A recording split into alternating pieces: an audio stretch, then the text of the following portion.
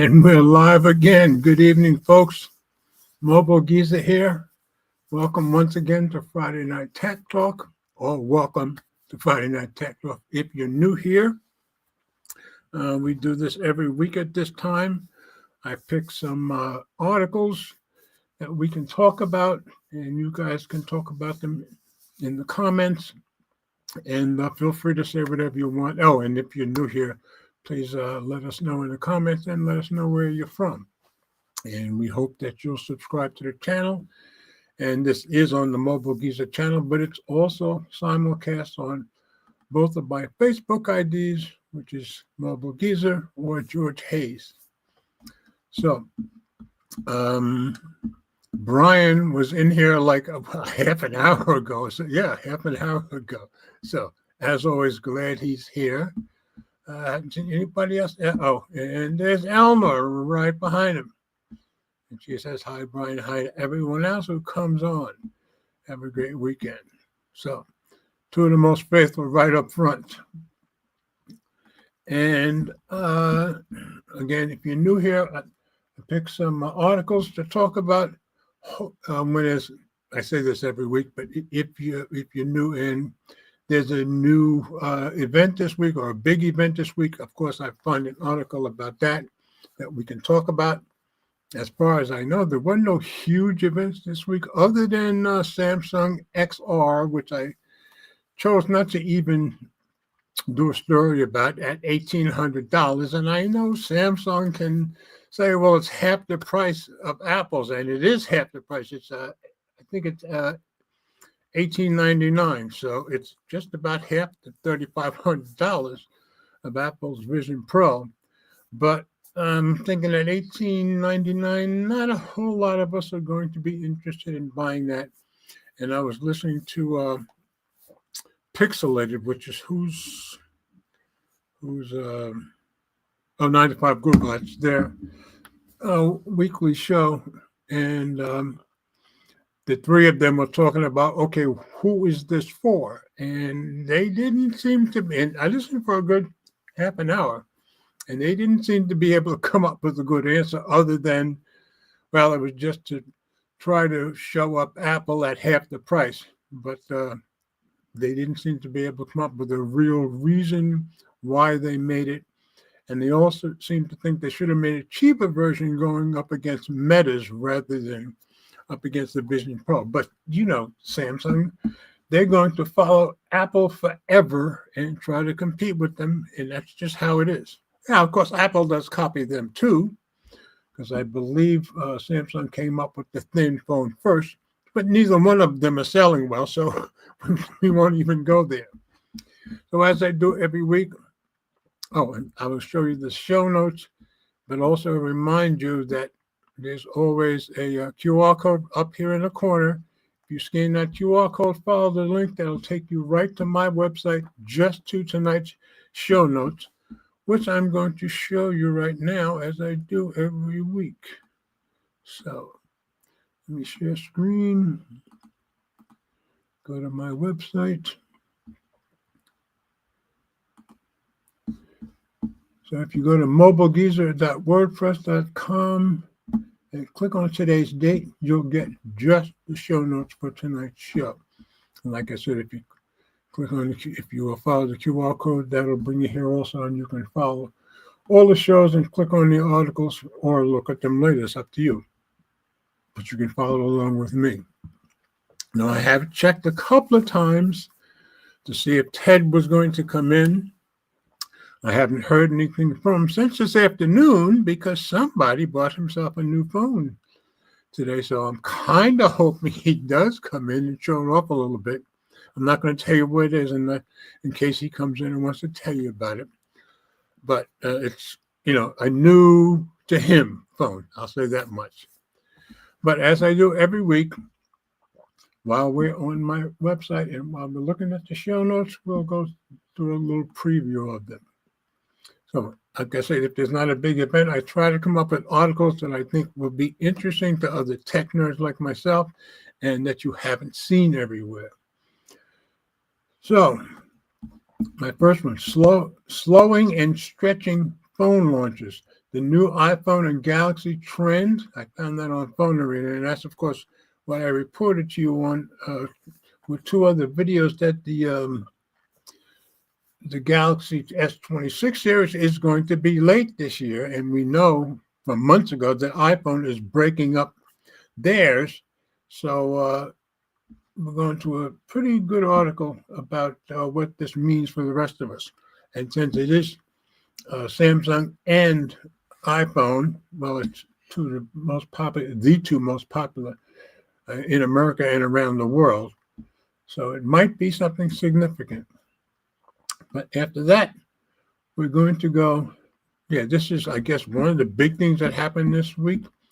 I said, will OpenAI's Atlas browser give Chrome some competition? I haven't even downloaded it or tried it yet. I could look at it on my Mac, my MacBook Air, but I haven't even had time to do that. But I found an article on CNET, and of course, Sam Altman is making a big deal out of it. But will it compete with Chrome? I don't know. We'll see what the article says. After that, there's more and more leaks about the OnePlus 15. I think mostly they're the ones who are giving us the leaks or teasers. I said OnePlus 15 teasers show the device to have some enticing upgrades. And as I've told you, my plan is for me to trade my OnePlus 12 in so I can keep my OnePlus 13 and get the OnePlus 15 when it comes out. It's coming out next week in China. And last year it came out in January here, just before Samsung's. But the rumor is it's going to come out in November in the USA this time, so we'll see. So after that, iOS 26 beta has a slick new app making data transfers between iOS and Android much smoother. So it's going to make things much easier, as far as I can tell. And now, they have an app that'll let you go from Android to iOS or iOS to Android. So it should be much easier and smoother for us.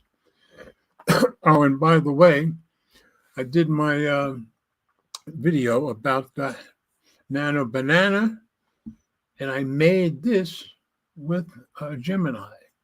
And it was pretty easy to use a Nano Banana, so I wanted to point that out.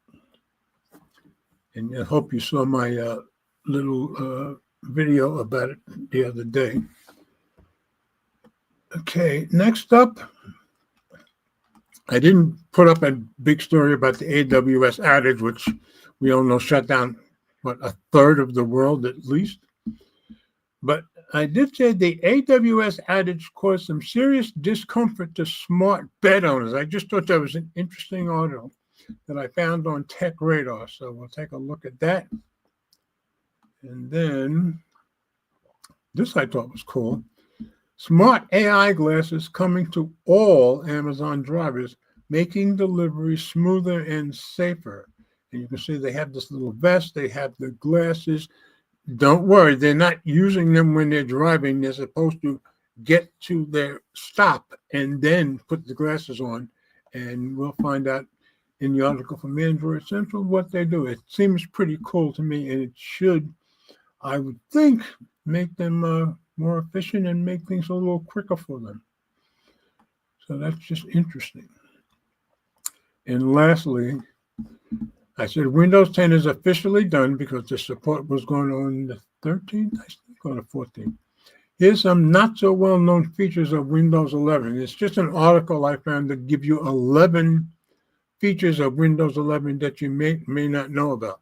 I had Windows 11 on this computer first week they had Windows 11, I think, because I had just happened to have this computer, this laptop, new maybe a month or two before Windows 11 came out, so I didn't have to worry about it being compatible.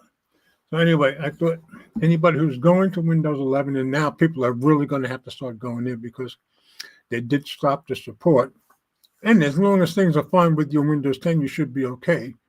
But people will gradually be going over there. So I thought this would be a good article to bring up for everybody. So that's all the stories I've got. I will certainly let you know if Ted comes in. Now, Ted is out in Dallas, which means he's an hour behind us. And I say usually he's still got daylight, but we're almost into November, so I think it's probably just getting dark in Dallas also. And the reason I mentioned daylight is because Ted has his camera business on the side, but maybe he'll come in. We'll see. He likes to surprise us, and like I say, hopefully he'll tell us about his new phone. So that's all I've got here. Nothing else new in the comments. So we will go on with our stories.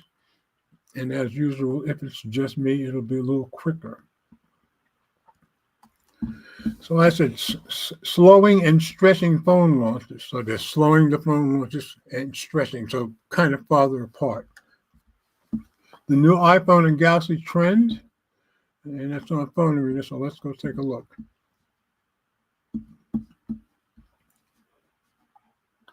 Galaxy, oops, must have moved on me just when I start talking, right? Galaxy S26, iPhone 18 to arrive months later than expected. Is this the new normal? Hitting pause is progress, sometimes. Written by Sebastian Peer yesterday. So let's drop it into reader view. Get rid of these ads. Nothing's official yet. But when both Samsung and Apple start whispering about delays, it's hard to shrug it off. If it were just one of them, say Samsung pushing back a launch or Apple reshuffling its schedule, I'd take it with a grain of salt, like a huge grain of salt. But when both of the world's biggest smartphone makers seem to be hitting pause around the same time, that's not a coincidence. Where there's smoke, there's fire. That's strategy. And honestly, it might not be such a bad thing. The Galaxy S26 Shuffle, and I've given you 2 videos on the S26 being delayed so far. So there's a render of the S26 and the S26 Ultra. Word is the Galaxy S26 lineup isn't coming out when it was supposed to. The leaks say Samsung's had to reshuffle things behind the scenes, and of course I've given you the videos on that. Moving prices, scrapping models, and slowing the conveyor belt a little. Besides, apparently, the Galaxy S26 Edge is getting the axe just a year after the S25 Edge showed up, which hasn't been selling at all, just like Apple's hasn't been selling either, I gather. That's a big move, even for a company that loves to flood the market with every possible variation of a phone. The S26 Edge redesign didn't exactly win people over anyway. And remember, when that came out, and also when the Apple iPhone Air came out, people were just saying, nobody asked for this. And they're right, and they're proving it. So maybe Samsung figured it's better to quit right now. I think that's true. But there's more to it than just one model disappearing. Samsung seems to be taking its time, possibly to adjust production and focus on models that will actually stand out. If that's true, I don't hate the idea.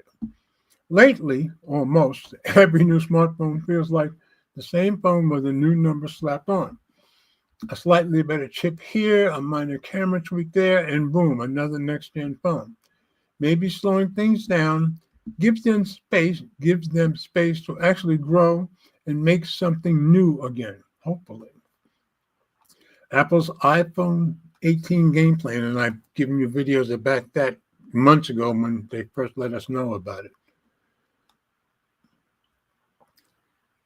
Then there's Apple. Cupertino reportedly wants to split its iPhone 18 lineup across 2 launch windows. Spring 2027 for the regular vanilla models, and fall 2026 for the Pro Duo, and probably the next Ultra than there. So it looks like for the regular iPhone 18 vanilla models, we're not going to see them in 2026 at all. We're not going to see them until 2027, and I've given you the articles about that in the past. And then in the fall of 2026, we're going to see the Pro Duo. So this coming year, we're going to see the Pros before we see the base ones because they'll be the following spring. That's a pretty big shift from the usual September all-at-once drop.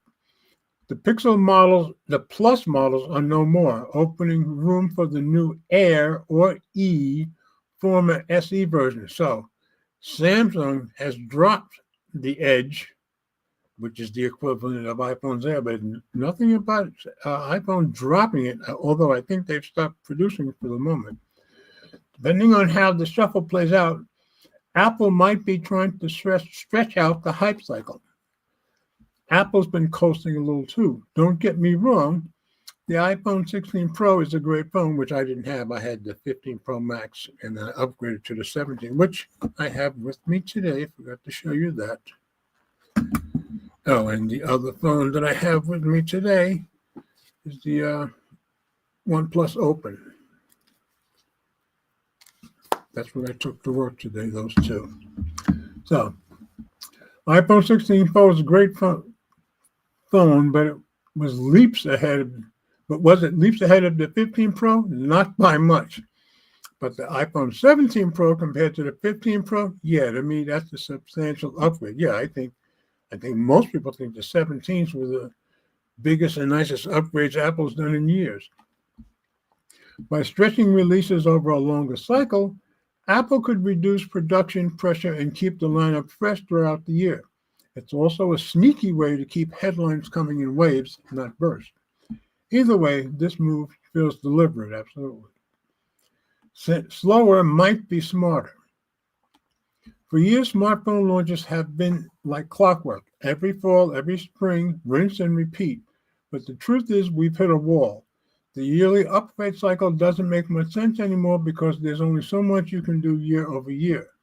Faster processors and slightly brighter screens don't blow minds the way they used to, that's true. Real leaps take time. It's not fun to wait longer than what we're used to, but maybe it's time we all stopped expecting a revolutionary new phone every 12 months. Yeah, that's expensive.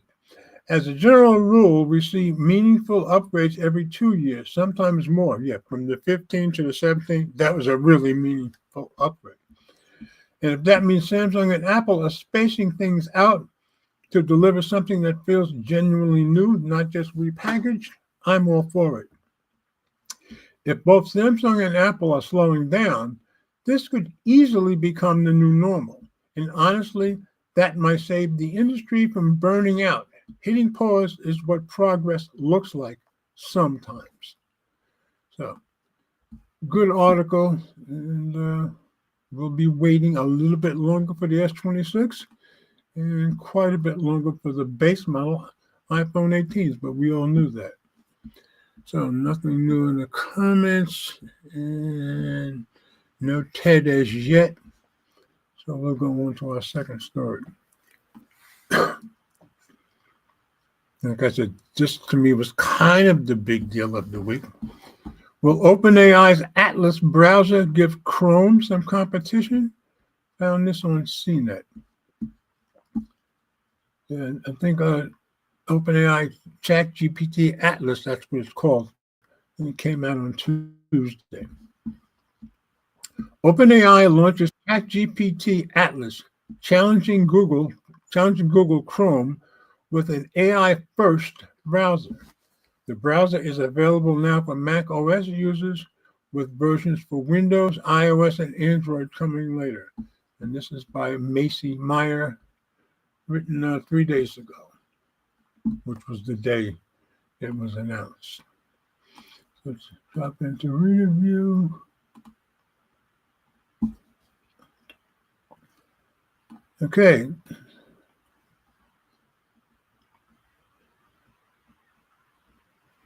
OpenAI has released a generative AI-powered web browser called ChatGPT Atlas, a major step in the company's expansion beyond its ChatGPT chatbot platform. The browser, announced Tuesday, integrates ChatGPT's capabilities directly into the browsing experience, aiming to make web use more interactive and chatbot-like. OpenAI sparked speculation earlier Tuesday after posting a teaser on its X account showing a series of browser tabs. I didn't even get a chance to look at those. During the YouTube live stream, CEO Sam Altman and others announced the browser and live demoed a few of the new features now available for macOS users worldwide. So I'll probably go take a look at that tomorrow or over the weekend. You probably should too. Just look for it on X. Support for Windows, iOS, and Android operating systems is coming soon, the company said. And they're giving you their disclosure that Ziff Davis CNET parent company in April filed a lawsuit against OpenAI, alleging it infringed Ziff Davis copyrights and training. Yeah, they've been stealing everybody's data without paying for it. So a whole bunch of people are suing them. And we've talked about that before. The new product launch comes amid growing competition among tech companies to embed AI assistants more deeply into everyday tools. For instance, Google has already integrated Gemini into its Chrome browser, that's true, to add AI to the online browsing experience. And I tend to use Gemini way more than anything else, so I tend to be much more familiar with that. It kind of satisfies all my needs. That's why I don't go to ChatGPT or to, what's the other one? It starts with a P. Well, whatever. Anyway, I tend to use it a lot. Earlier this year, the AI search tool developed Perplexity, that's what I was trying to think of, launched Comet, an AI-powered Chromium-based web browser. Here's everything OpenAI announced today. I didn't even know about Perplexity's Comet browser, so hopefully I'll get to take a look at that. What is ChatGPT Atlas? ChatGPT Atlas looks and functions like a traditional web browser. It includes tabs, bookmarks, extensions, and incognito mode, but adds popular ChatGPT functions and features throughout. Opening a new tab lets you either enter a URL or ask ChatGPT a question. That's, to me, one of the best things about AI, that you can speak it rather than having to type it most of the time. The browser includes separate tabs for different types of results, such as search links, images, videos, and news. A built-in ChatGPT sidebar can analyze whatever page you're viewing to provide summaries, explanations, or quick answers without leaving the site. ChatGPT can also offer inline writing assistance, suggesting edits and completions inside any text field, such as an email draft. And the reason I haven't even seen it yet is because although my MacBook Air is always sitting on one of my desks at my apartment ready to go, I just tend to use Windows almost all the time, but I need to get to it. One of the biggest new features is browser memory, which keeps track of pages and topics you've previously explored. Atlas can suggest related pages, help you to return to past research, or automate repetitive tasks. I think Ted's in here, am I right? Yeah, Ted is in here. Are you there? Yep. How's it going? With no face again. Anyway, let me get through this article and I'll get back to you. You know what I'm going to come back to you about, so get ready. Okay. One of the biggest new features is browser memory, which keeps track of pages and topics you've previously explored. They all keep track of everything you do now, you know that. Atlas can suggest related pages, help you to return to past research, or automate repetitive tasks. Memory is optional and can be viewed, edited, or deleted at any time. That's good in the settings. Atlas also supports natural language commands, meaning you could type something like reopen the shoes I looked at yesterday, or clean up my tabs, and the browser should respond accordingly. Now, of course, it does say you can delete at any time, but do any of us trust them to actually get rid of all the data? I doubt it, but maybe somebody's that trusting. Especially when OpenAI is known to be snatching data from people. Atlas is built with many ChatGPT features and functions, including apps in ChatGPT, deep research, image generation, study mode, personalities, custom instructions, and agent mode. I wonder what personalities is. Hello. Agent mode in Atlas preview. OpenAI also previewed agent mode, which lets ChatGPT take limited actions on behalf of the user. That kind of makes sense. Everybody wants you to use an agent now, such as booking travel, ordering groceries, or gathering research. The company says the mode is faster than standard ChatGPT and comes with new safeguards to keep users in control. Agent mode is available, and I look at things from a programmer point of view. Agents are just smaller programs. That's why they're faster. Agent mode is available to Plus and Pro subscribers and is available in beta for business users. So I won't see it because I don't pay for ChatGPT. In the same way that GPT-5 and Codex are these great tools for vibe coding, we believe we can start in the long run to have an amazing tool for vibe lifing. I guess it's lifing. Will Ellsworth, the research lead for agent mode in Atlas, said during the live stream. So delegating all kinds of tasks, both in your personal and professional life, to the agent. So the personal and professional to the agent in Atlas. So I would guess once you get used to using these agents, it probably does make things quicker and easier. It's my guess. How to get started? To get started, you first download Atlas at chatgpt.com/Atlas. When you open Atlas for the first time, you need to sign into your ChatGPT account. From there, you can import your bookmarks, save passwords, and browsing history from your current browser. So easy to get started. So let's get out of here. Let me stop screen for a minute. And Ted, you still there? Yep. Now, are we going to get to see your new phone? I told him you have a phone. I didn't tell him what it was, though. I'm on it right now. I don't know how I'm going to show you. Oh, you're using it. Yeah. Okay, well, at least tell everybody about it. Let's see. Put on the comments. Let's see how the front-facing camera is. Oh, there you go. All right, we are looking at him through his phone. Now, he hasn't told us what it is as yet. I kind of did in the comments.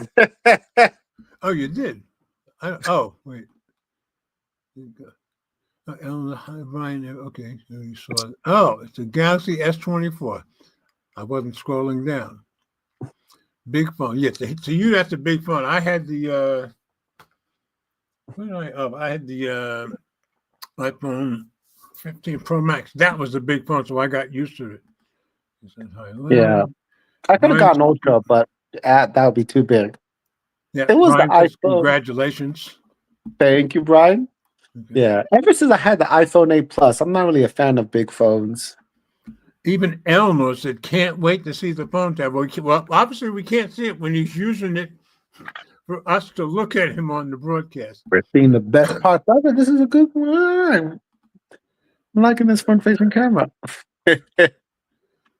Okay. I guess that first article, Brian said, this is the most exciting news Apple can muster.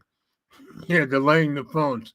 And here's Annie. Glad to have you here as always. And of course, she's off to work. Glad you stopped in. I know Annette always goes back and looks at it.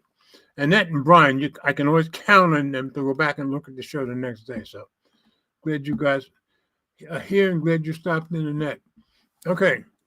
So it's a Galaxy S20. How long? You say Plus or? Yeah, it's a Plus. It's a Plus. Okay. How long have you had it now? 24 hours. Okay. And how are you liking it? Big phone. Okay. I plugged in Dex, which is like the majority reason why I got the phone was Deck. And Dex, honestly, it's not really performing as well overall. Really? The Moto's Ready 4. I think Moto Ready 4's desktop mode was better. Better? Okay. Now, I haven't had them go up against each other in a while, but maybe 2 years ago. But I kind of agree with you. I think Moto's Ready 4 was a little bit better than DeX.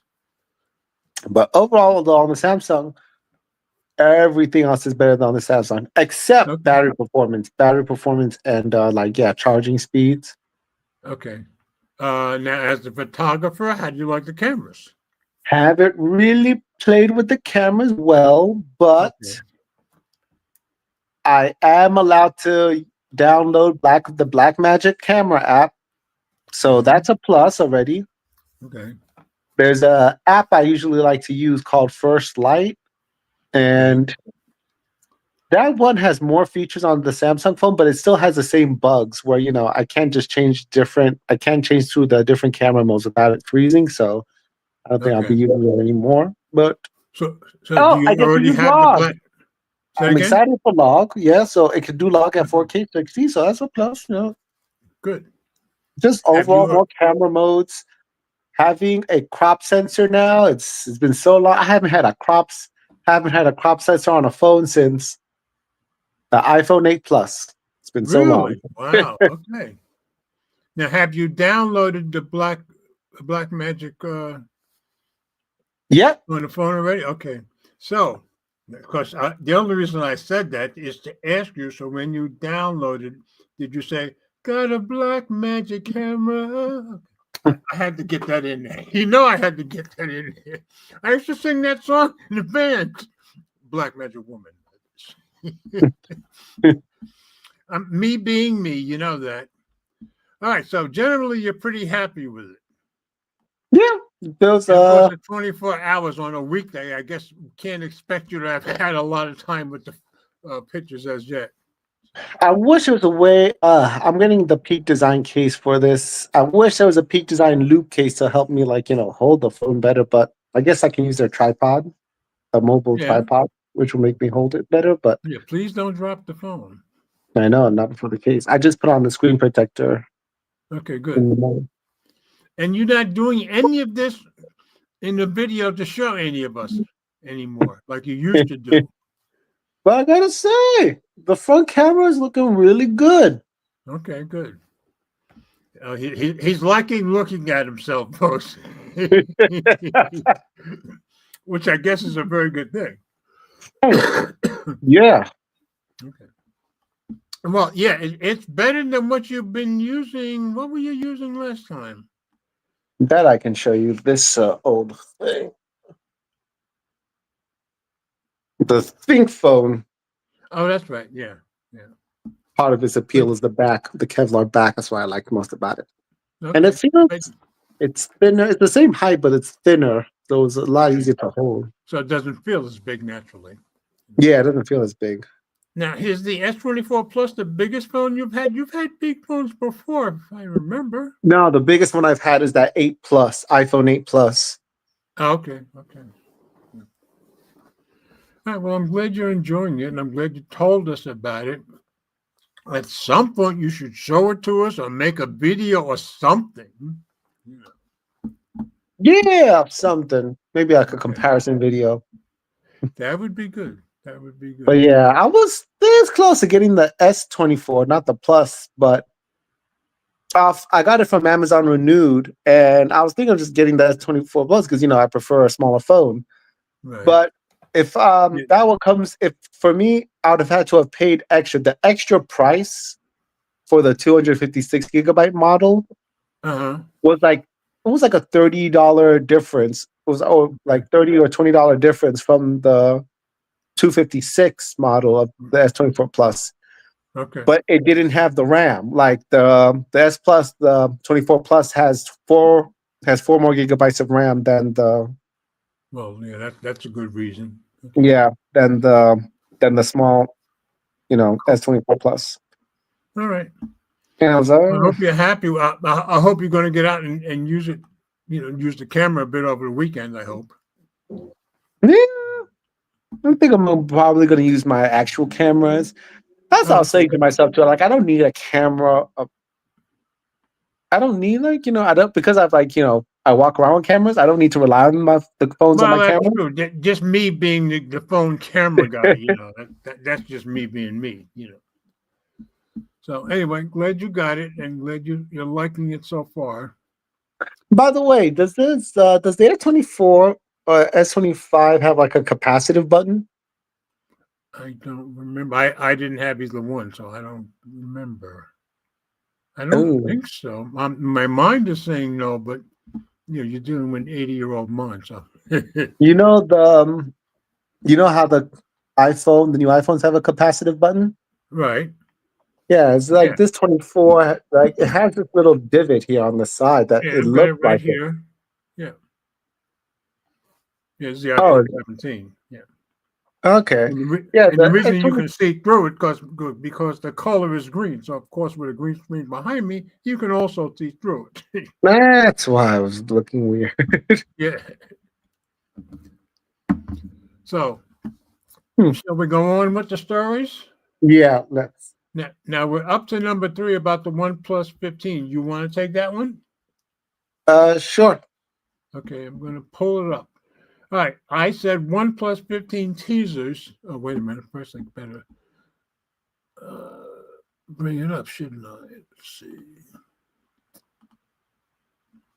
That's not hitting the wrong thing here. Wait a minute. I want this. Where am I hitting? Nope.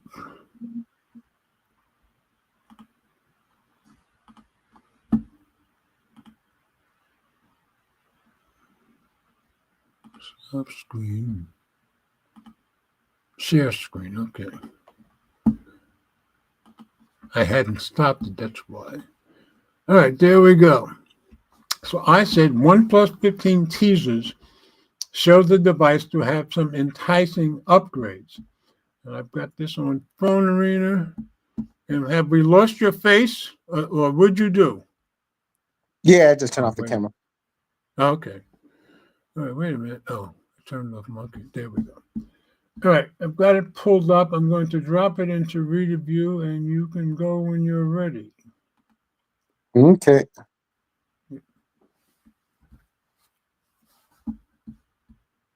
Yes. You ready? Okay. Can you see it? Let's see. I'm squinting. This screen. Oh, okay. I understand. You want me to read it? I can do it if you. Or you're okay. And I can pull it off. OnePlus 15 is officially getting a mighty camera that's worth your attention by Ilya Temikov. Pimlico, yeah. Temikov. Less than a week before the official Chinese launch of the OnePlus 15, the company can't stop teasing the new device. In one of its final teasers, the company revealed a lot more about the upcoming device cameras. The OnePlus 15 will rock a triple 50 megapixel camera with the 3.5 optical zoom, adding to the already long list of confirmed details about the OnePlus 15. The company has confirmed that the device will feature the Lumo image processing system developed by Oppo. That will end the 5-year collaboration with Hasselblad, which began with the OnePlus 9 and finished with last year's OnePlus 13. OnePlus also confirmed that the new device will feature a 50 megapixel triple camera setup on the back. One of the cameras will be a periscope telephoto shooter with an 85 millimeter equivalent lens, offering a 3.5 optical zoom. As for the main camera, it'll be capable of shooting 4K 120 FPS Dolby Vision video. Wow. Let's see. Okay, 3 colors. Wow. That sounds very cool. Okay. Yesterday, OnePlus revealed it'll introduce a new cooling system called Glacier, which is supposed to dissipate heat twice as fast as other systems. The system should help improve the performance and let gamers enjoy a vastly improved experience while playing. Adding to the focus on gaming, the OnePlus 15 will feature a 165 gigahertz refresh rate and a new G2 gaming network chip for improved connectivity. The device will also be powered by the Snapdragon 8 Elite Gen 5 and backed by a 12 gigabyte RAM, turning it into a major challenger in the flagship market. What's making the OnePlus 15 an even bigger threat to the likes of OnePlus 17 Pro and the upcoming Galaxy S26 series is its battery. Packing a 7,300 mAh battery with up to 120 watts and 50 watts wireless charging puts Apple and Samsung to shame, as neither offers anything even remotely close to the numbers.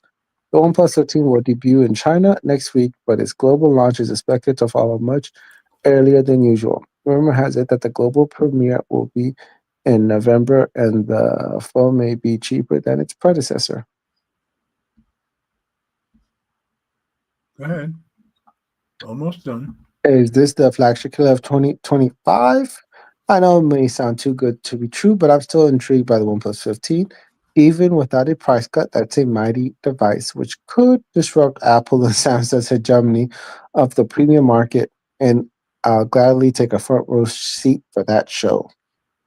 And I personally think that even with the OnePlus 13, they disrupted the hegemony. So yeah, I'm pretty excited for this one. And my plan is to trade in my OnePlus 12 so I can compare it with the OnePlus 13, but we'll see how that goes. Okay. Anything else you ever want to say about it? If this S24 Plus doesn't work out, I'll probably go for the OnePlus 13 or 12. I highly recommend the that's all I do. OnePlus 13. Yeah. Hmm? I mean, I could recommend both, but the OnePlus 13, that's a great phone. And I'm pretty excited for the 15 too. So we'll see what happens. Okay. All right. Yep. I'm going to go down to the next story. Nothing else new in the comments. Okay. Ted, did you see my video about the Nano Banana from Gemini that I made the other day? No. Oh, Okay. yeah, you animated yourself. Yes. Well, just for giggles, I tried yesterday. I made this one with the same thing, and it took me maybe 15 seconds. That was quick. So, and I just told it. I just told it to do it with an iPhone and an Android phone. It came back with this, and I just the arrow was bigger when at first. I just shrunk it down a little bit, and I think it did a great job. So at least I can find some practical use for it. All right, I'm going to take this one. iOS 26 beta, which I don't have the beta, has a slick new app making data transfer between iOS and Android much smoother. Wouldn't it be nice if you had this today, right, Ted? This was on Digital Trends. So over here. Apple's new tool could make iPhone Android data transfer less of a headache.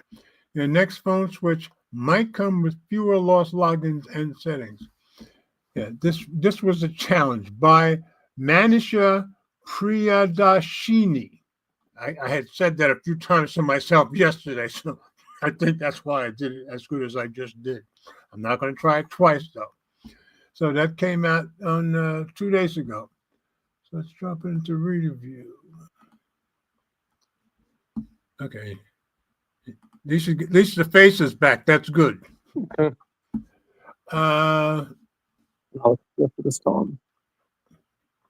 What's happened? Apple has quietly previewed a new tool called App Migration Kit that could make switching phones a lot smoother. Spotted by 9to5Mac, it's designed to help apps move your on-device data when you switch from an iPhone to a non-Apple platform like Android. And Brian's being his kind, usual, faithful self. Thank you so much, Brian. Always appreciate it. Okay, it's appearing in the beta for the iOS, iPadOS 26.1, and lets app makers add support so your app data, such as settings, game saves, or offline files, can be packed up and moved when you switch from iPhone to Android.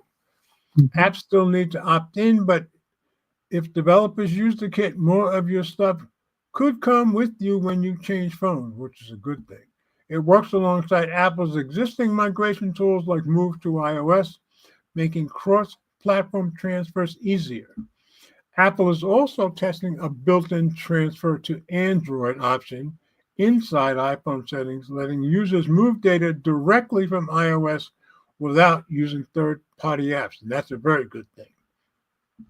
A matching transfer to iPhone feature is coming to Android, starting with eSIM transfers, making way for seamless two-way data migration between both platforms. So it'll be good when both are available. The framework surfaced in developer docs and early beta builds, so it's currently in testing. No release date has been set. I just put this article up because it seemed kind of exciting to me. It should make things easier for just about anybody once you can do both ways. That's important because switching from Android to iPhone or vice versa has always been a hassle. You often lose your saved data, app preferences, or files that weren't backed up to the cloud. Apple aims to fix that with App Migration Kit. Apple's move suggests it's finally open to making migration a two-way street. Very good. Gives developers control over what data moves and how, which helps protect user privacy and data integrity. No more manual export-import steps, thank goodness, or losing in-app progress when switching to a different OS. Why should I care? If you have ever switched between phones and had to reconfigure every app from zero, you will see the appeal of App Migration Kit. You might keep more of your app history and settings, which is great, even if you leave the Apple ecosystem. Expect a staged rollout as the framework is in beta. Apps need updates, and not every developer, that's true, will adopt it right away. Understandably, app makers will take time to include this toolkit, but it's a big step toward making phone switching finally painless. I just thought, that's the whole idea is kind of exciting, and I just thought it was a good article to let you guys know about. So, okay. Ryan said the OnePlus 15 looks like iPhone and Pixel had a baby. Yeah, it does kind of, I guess. Yeah, it does. And everybody's saying how much it looks like an iPhone. So, okay, Ted. All right. Are you researching something? I'm in the comments. Oh, okay, cool. I don't have any new comments other than what Brian just said. A little green tea for me. Are you typing something in the comments? Deleting it now. Delete. Okay. So it's a mystery. Okay. All right. I've got the next story on the AWS outage with smart bed people. You want that one? Yes. Okay. I said the AWS outage caused some serious discomfort for smart bed owners. I just thought this was an interesting story. One of the not so good things that happened from the outage. So it's on Tech Radar.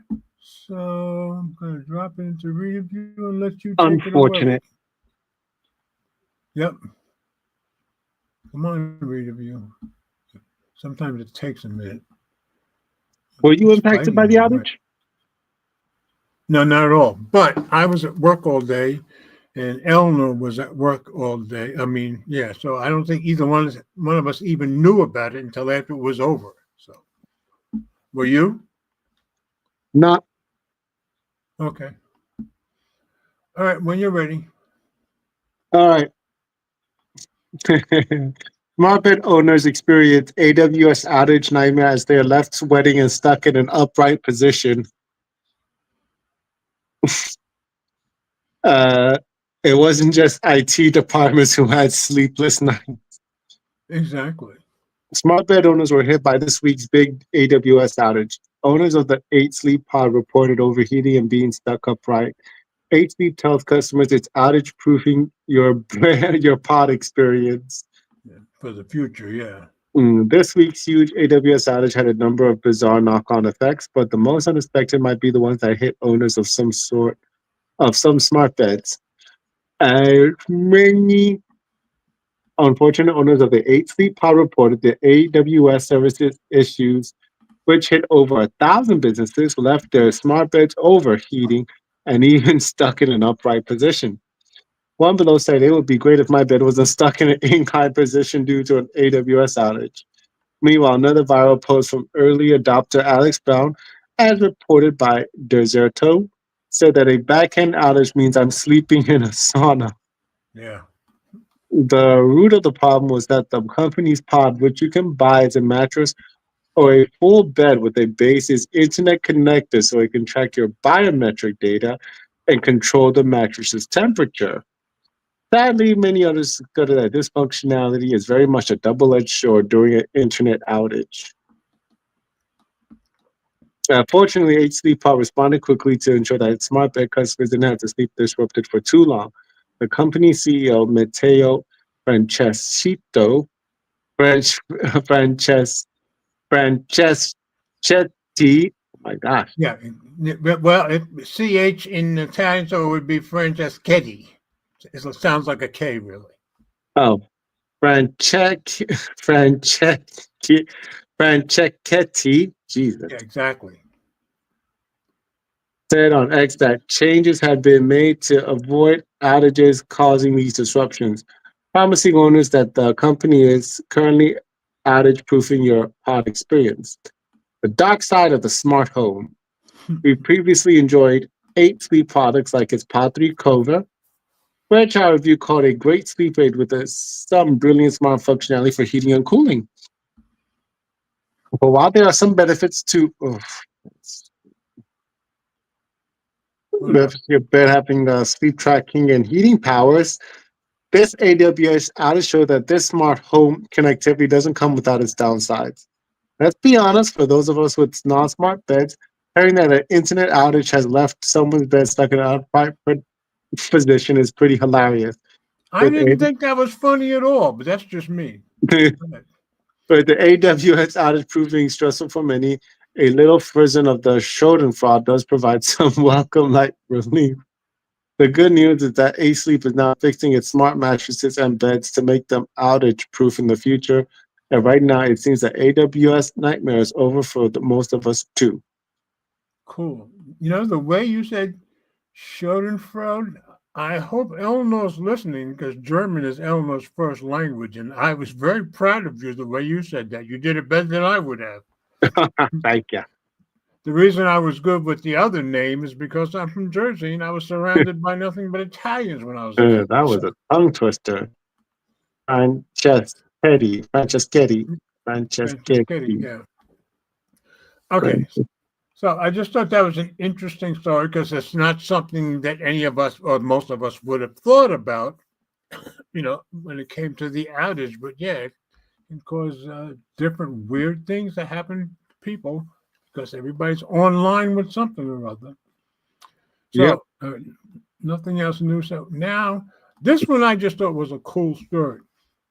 Smart AI glasses coming to all Amazon drivers, making delivery smoother and safer. I found this on Android Central. Found another story on it too, but this was the better of the two stories, I think. Here's your first look at Amazon's smart glasses built for delivery partners. And as I said, guys, they won't be driving around with them on, but as soon as they get to their destination, that's when they're supposed to put them on. So it just sounds like a good idea to me. These smart glasses can scan packages, guide routes, and capture, and that's walking routes once you get out, and capture delivery-proof hands-free. And you'll see a little thing of it as we go down. So smart glasses seem to be everywhere now. And oh, wait a minute. I have to drop it into read view. I almost forgot. Okay, try again. Smart glasses seem to be everywhere now, and Amazon has joined the list of companies experimenting with them. The company has announced that it's testing AI-powered smart glasses specifically developed for its delivery associates.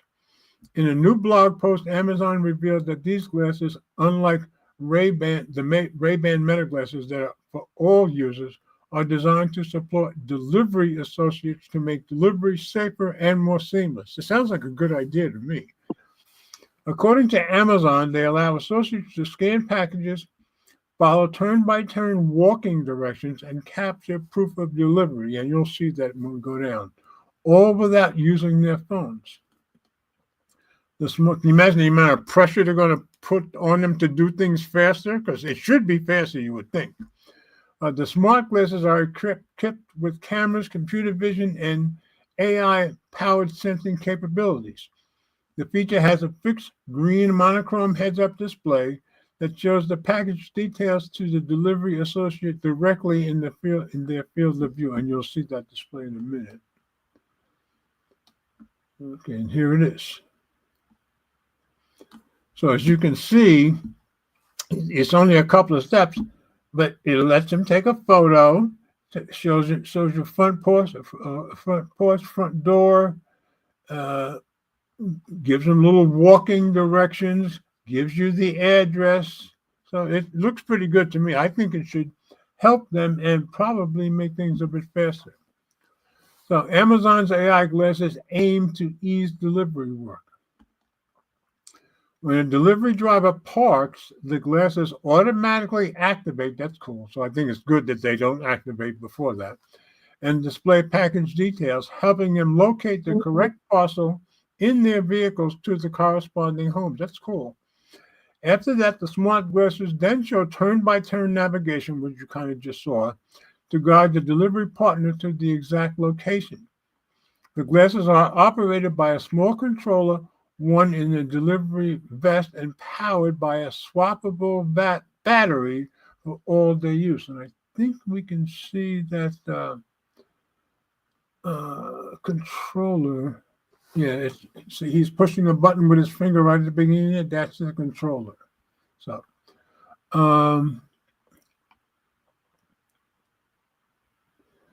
the company adds that it has tested earlier versions of the smart glasses with delivery partners to collect crucial feedback and improve the design.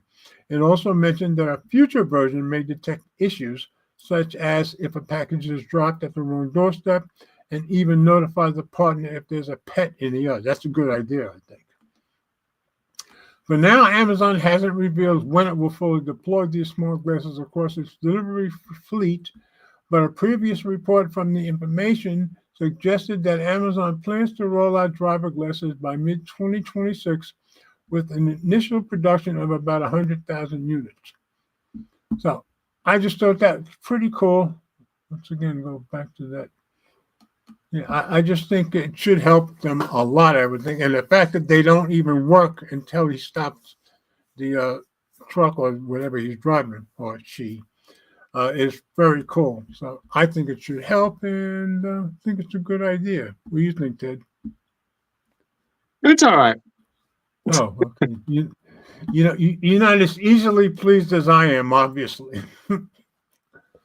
Okay, the Windows 11 story. This is a long one, kind of. It's got 11 features in Windows 11 that people wouldn't particularly know about. And I just put this in because Windows 10 is officially not being supported anymore.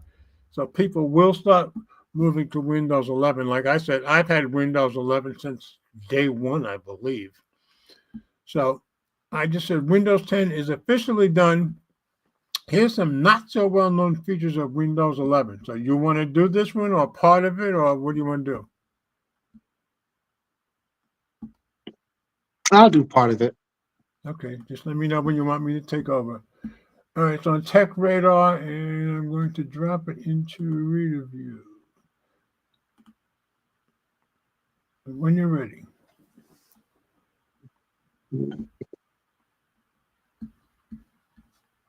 Oh, hold on. Okay.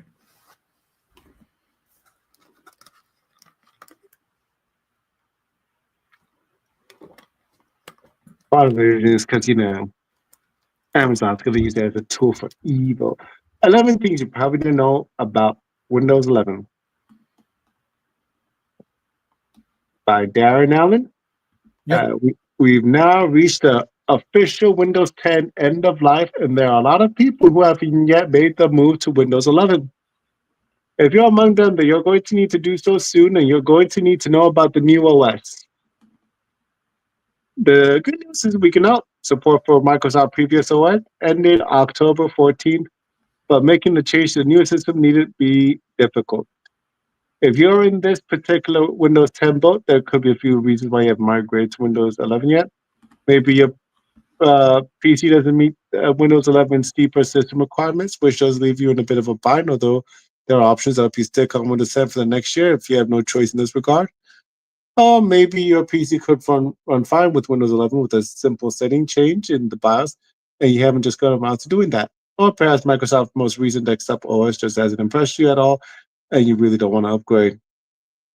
Indeed, you might have been procrastinating over making a decision about whether to shift over to Windows 11, or maybe take a different route entirely like Linux. Even though so, now's the time you really need to make your mind up. Whatever you may stand on Windows 11. There are some hidden gems of knowledge relating to this operating system, which you've probably never come across. So for anyone who's curious, but especially those on the fence regarding a potential Windows 11 upgrade, I'm presenting 11 things you should know, but likely didn't about the operating system that may sway your decision one way or another. Now, number 1, Windows 11 boosts your battery life if you're using a laptop. The Windows 11 energy saving feature introduced with version 2.24H2 offers a better way of preserving your battery life than Windows 10 power saving capabilities, and can be said to enable itself when the battery charge is depleted to a certain level. In combination with Windows 11 efficiency mode, which automatically keeps background processes in check in terms of their power usage, this means you're going to get more battery longevity on your laptop. Another nifty trick to that end is Windows 11's dynamic refresh rate, which you'll find in the settings app. Turn on this feature and the OS will automatically adjust the screen's refresh rate depending on the task being undertaken on the laptop, saving power where possible. It's another little known and underrated feature for Windows 11, but note that your laptop's hardware needs to support this capability. Older devices do not. Number 2, Windows 11 can make your games look better. Another smart feature that you may be aware of in Windows 11 is called Auto HDR. As the name suggests, it automatically turns plain SDR games into an approximation of HDR, making them pop with more vivid colors. This feature supports DX11 and DX12 games that don't natively have HDR support, and you will, of course, need an HDR display. Now, the results do vary from game to game, somewhat, but I personally felt that I generally get an impressive take on HDR when piping my gaming PC to my 55-inch OLED TV. Number 3, Windows 11 can be painfully slow at times. Ever fired up the File Explorer and had to wait 10 or 20 seconds for it to appear? If you're using a Windows 10 PC, the odds are that very much against this happening. For some Windows 11 users, this is a reality of life. That said, it's generally just the first time you invoke File Explorer after starting your PC that it can behave very slugishly, and in subsequent cases is faster, albeit still slow. Similarly, Windows 11 searches can be a finger-drumming affair at the times on some PCs. These kind of performance hiccups in Windows 11 are well documented, with other complaints on the likes of Reddit and other social media outlets, and indeed Microsoft has indicated that it's specifically working to tackle these issues. Now, like I said, I've had Windows 11 almost from day one, so maybe 2 years now. I don't remember ever having any of those issues, so just wanted to mention that. Go ahead. Don't get me wrong here, I'm not saying Windows 11 is a slow protocol about. In fact, my experience on Windows 11 laptop and desktop PC versus Windows 10 desktop, the newer OS is generally more fast and responsive overall. I don't let this put you off upgrading to Windows 11, but it's certainly something to bear in mind that not everyone might be aware of. Number 4, Windows 11 Smart App Control helps you stay safe.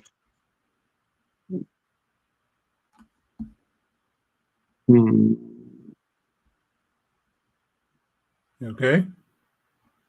Yeah, there's an obscure security bonus in Windows 11 called Smart App Control. This is a feature that is designed to block apps that may be malicious or potentially unwanted, meaning maybe not outright malicious, but irksome in some way, like serving you ads. Stack scans any app you try to install for possible threats and blocks the software to find anything, making it a great extra line of defense for the less tech savvy who may be prone to being tricked into installing something dubious. The slide caches that you can only turn on Smart App Control with the new Windows 11 installation. Those who receive the feature as an update to existing Windows 11 installation can't enable SAC, not unless they reset their PC or reinstall the operating system. Smart App Control starts off in an evaluation mode to check off if your PC is a good candidate for use and will turn itself on if so. However, you can also manually enable it in the Windows Security app in App Browser Control Smart App Control settings. On top of that, although it is a little known piece of knowledge, it's still worth remembering that Windows 11 was built to have tighter security from the ground up compared to the Windows 10, which is part of the reason the system requirements are unusually ratcheted up. 5, yes, there are even more adverts in Windows 11, but you can rid yourself of many. Yeah, this is important. Unfortunately, another winged creature that's ugly mired in the ointment with Windows 11 is a greater prevalence of adverts than Windows 10. Prevalence. And Right. there are already enough ads, suggestions or recommendations, as Microsoft prefers to label them in Windows 10 as it is. Why does Microsoft think that this is a good idea? Who knows?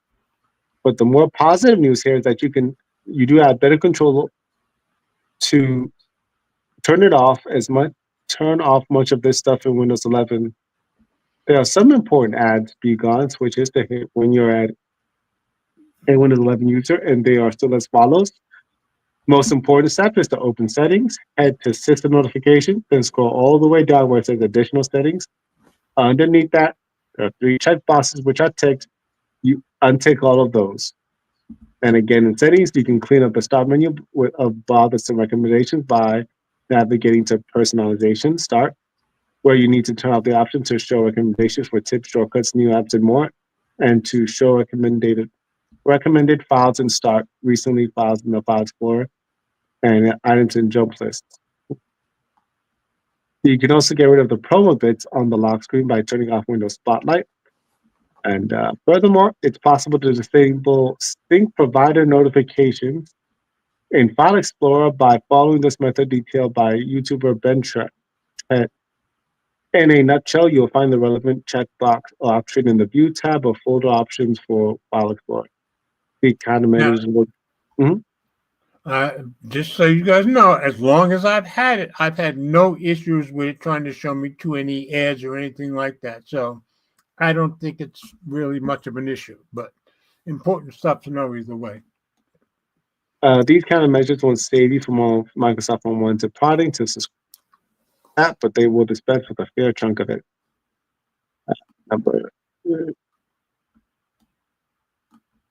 If you Windows 11 adds so much on the accessibility front. If you need accessibility features, Windows 11 is much stronger than its predecessor in this aspect of desktop computing. Microsoft has really fleshed out voice commands in Windows 11, even more so than Copilot plus PCs, where you can use natural language commands. Voice typing is now clearly better than Nuance's Dragon speech recognition software, which I used back in the day, and which Windows 11 voice tech is based on. And the features we're missing, such as adding custom words to the dictionary, are now included. You can now use your voice to type anywhere too. Just hit the Windows key and H to invoke voice typing. Windows 11 also offers the likes of system-wide live captions for those who may be deaf or hard of hearing, and support for braille displays and more. There's an improved focus session option too, which turns off various notifications and is generally more in-depth to help you stay on mission if you're easily distracted. Let me know if you want me to take some more. Yeah, go ahead and you can jump in.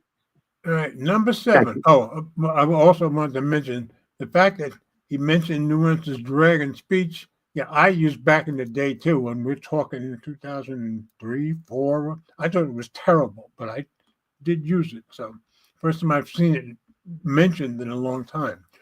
All right, number 7. Got lots of sparkly peripherals?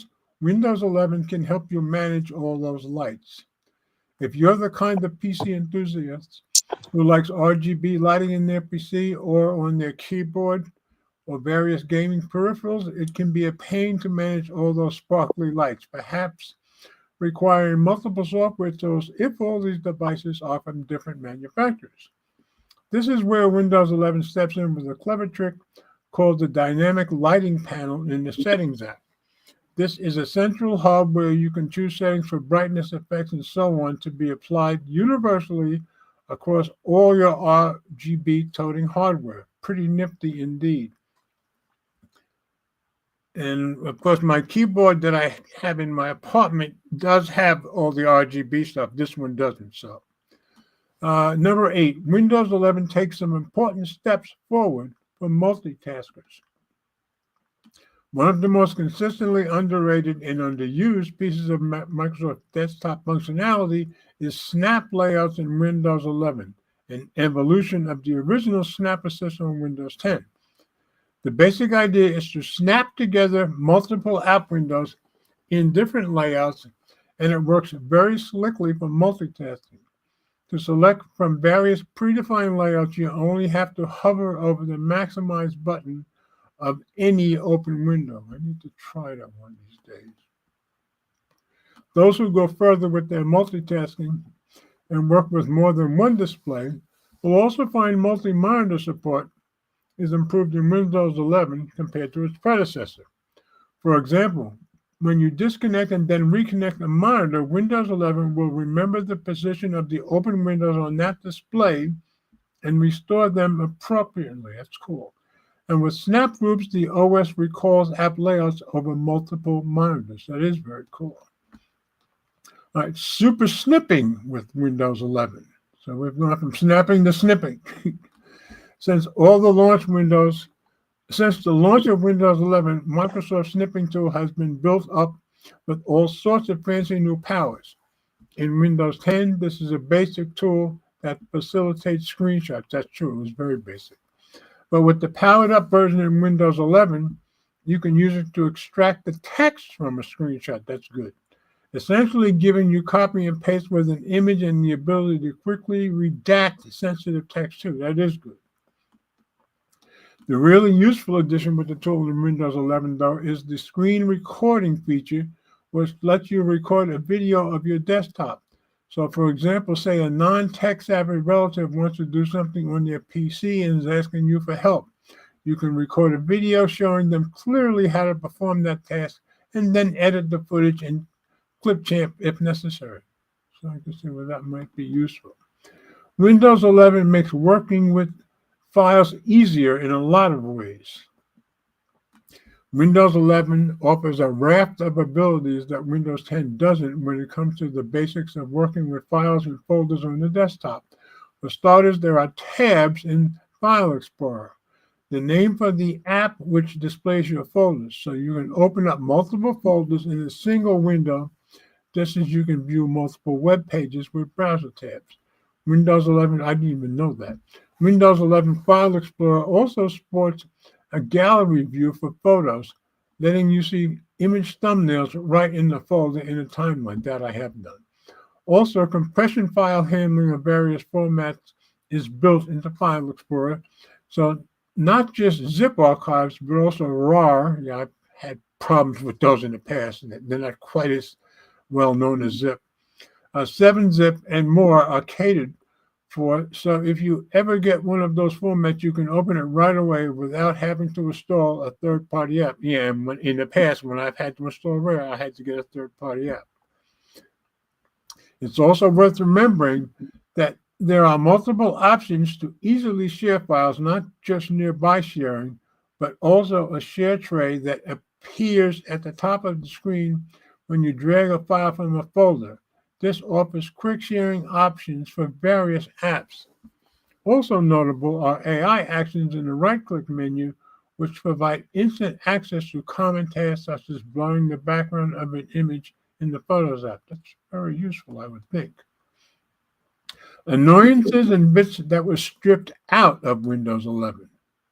You may not realize that Microsoft didn't bring everything across from Windows 10, with certain key features or pieces of the interface not ported over to Windows 11 for technical reasons, or some may have been deliberately discarded.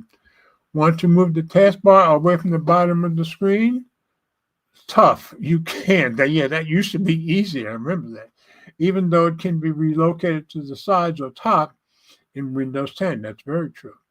Want to set up the OS with a local account? Forget it. Well, there are ways to fudge around this, but Microsoft is busy stamping out most of those in Windows 11 to make the newer operating system require a Microsoft account during setup. Yeah, they're trying to lock you down more and more. That's true. A common grievance aired about Windows 11 is that some options are buried a bit deeper in the interface menus. Most notably, the right-click menu is far more compact compared to Windows 10, and as a result requires clicking Show More Options. I had to do that the other day, as a matter of fact, to access further functionality, meaning more two-click operations. It's not all negative, though. One plus point in the neat shortcut with Windows 11 is that you can now completely kill a crashed and frozen up app directly from the taskbar. That's good, because sometimes that used to be tough, rather than messing around going into Task Manager as with Windows 10. That's what you had to do. This doesn't work by default, though, and is hidden away in Windows 11. Go to Settings, click through System for Developers, where you'll find the End Task option can be enabled. That I'm going to do. Once turned on, you can right-click an unresponsive app in the taskbar and kill it with End Task. I'm definitely going to do that. So just some stuff that I figure most people didn't know about, and I thought it might be useful. Now, if you guys come to the show notes or even use the QR code to get to the show notes, I would save this somewhere if you're using Windows 11, because some of this stuff might come in handy. For me, that last one I'm definitely going to do. So I think that's it. That's all we've got for tonight. So glad Ted, you disappeared again. You're still there, I assume. Yep. Are you playing with your phone?